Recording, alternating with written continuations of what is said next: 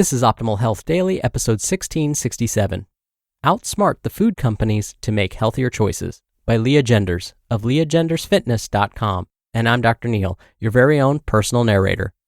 Hey there, welcome back to another weekend edition of Optimal Health Daily, where I read to you from some of the best blogs covering health, fitness, nutrition, and lots more, and always with a bit of my commentary at the end.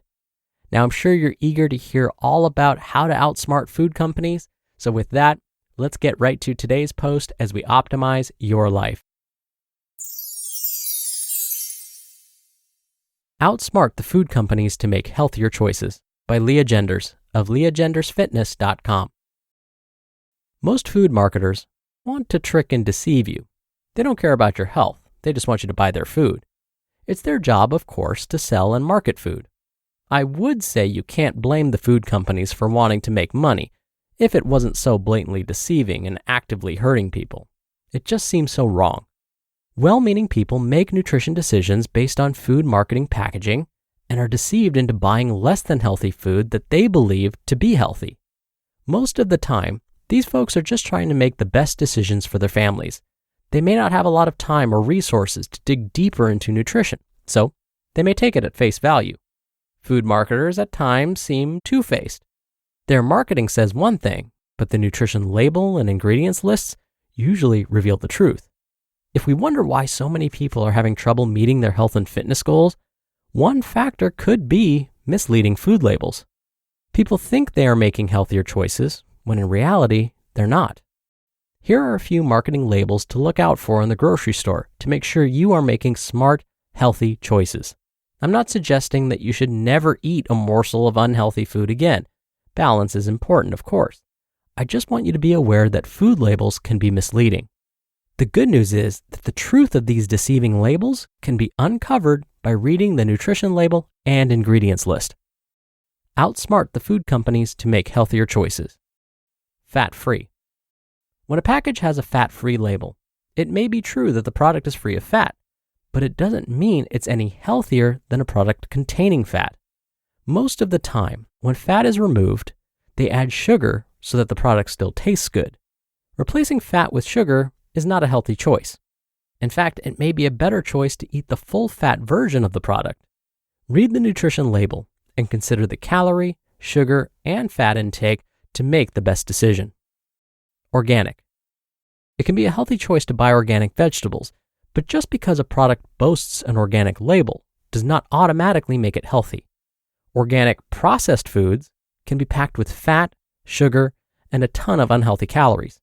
Processed organic foods are still unhealthy processed foods.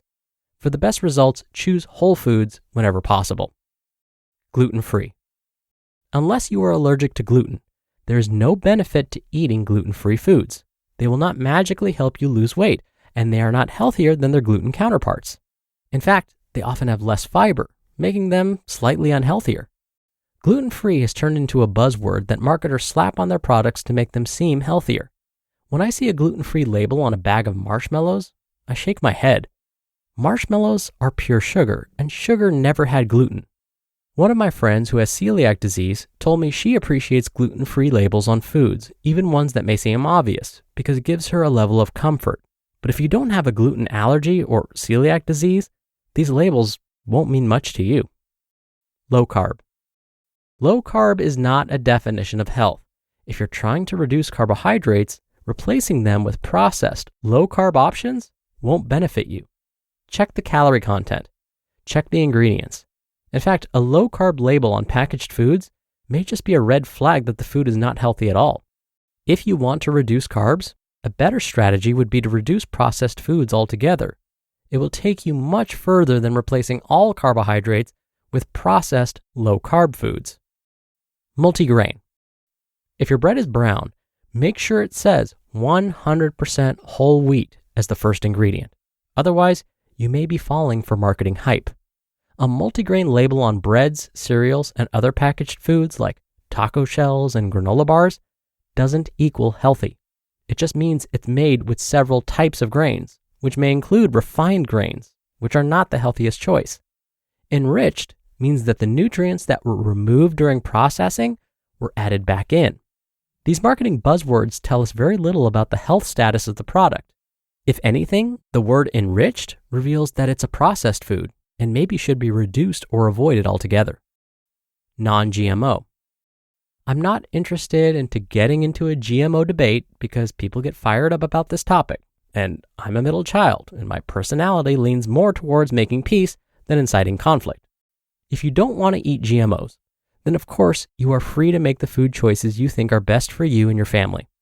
However, food marketers manipulate the public by putting non-GMO labels on all kinds of products, all willy-nilly, even products that don't have a GMO alternative. They're hoping you don't know any better and will choose the usually more expensive product labeled as non-GMO, even though the product without the non-GMO label doesn't have GMOs either, because a GMO version doesn't exist for that product type. They are preying on people's ignorance on the topic. Now, excuse me while I enjoy my fat-free, organic, gluten-free, low-carb, grain-free, non-GMO meal. Ha! Outsmart the food companies by ignoring all marketing on the package and reading the nutrition label and the ingredients list for the truth about what's in a product. The ingredients are listed from highest content to lowest. So, if the first ingredient is sugar, you know the product has more sugar than any other ingredient. This information can help you make a more informed decision regardless of marketing. Strive to eat whole foods from nature most of the time and make food decisions based on facts rather than marketing or fear tactics. You just listened to the post titled, Outsmart the Food Companies to Make Healthier Choices by Lea Genders of LeaGendersFitness.com. How often do you feel like your mental health is overwhelmed by stress, anxiety, and fatigue? Now's the time to try small daily practices that can have a huge impact on your well-being and happiness. And it's easy to learn with Headspace. Whether you want to relieve stress and anxiety, sleep better, or improve your focus, Headspace is your everyday dose of mindfulness for real life. Headspace is scientifically proven to help you manage your feelings and your mental health. In fact, a recent study showed that in just 2 weeks, Headspace can reduce your stress by 14%. Whenever I'm not feeling my best, I love using Headspace's appreciation course. I instantly feel happier about what matters in my life and perfect to help fall asleep faster. However you're feeling, try Headspace at headspace.com/OHD and get 1 month free of their entire mindfulness library. This is the best Headspace offer available, so go to headspace.com/OHD today. Headspace.com/OHD. Dr. Neil here for my commentary. We can also outsmart food companies in other ways. Think about the cereal aisle at your local grocery store. Imagine you're strolling down the aisle and you want to choose a fairly nutritious cereal. On which shelf would you likely find those nutritious cereals? Probably not the ones at waist height. You'll probably find those more nutritious cereals on the very tippy-top shelf or the bottom shelves of the cereal aisle. Why? Well, I'll tell you one thing, it's not by accident. The sugary cereals that are often marketed towards children are the ones you would find at waist height for most adults. That's because these cereals are at eye level for most of the children that would be interested in those cereals. That way, these are the first options the child sees when they and their caregivers are walking down the aisle.